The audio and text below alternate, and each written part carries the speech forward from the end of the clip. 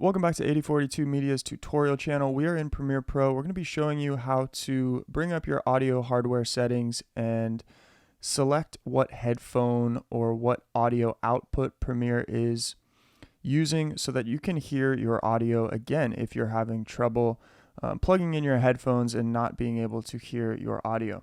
So we want to come up to Edit. We want to come to Preferences, and we're going to be clicking on Audio Hardware.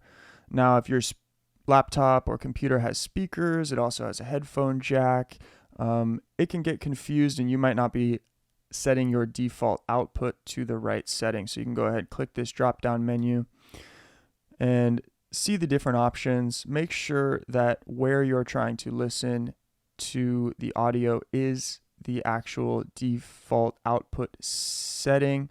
All right, it's gonna go ahead and pop up and say, do you want to change this? We want to click yes, and then go ahead and press OK. Now, when you listen back to your audio, dang, dog. They still make fun of me, man. It's crazy. What do they call you? Fat.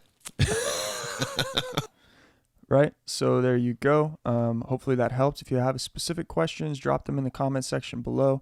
We're here to create simple tutorials that help you create an impact online.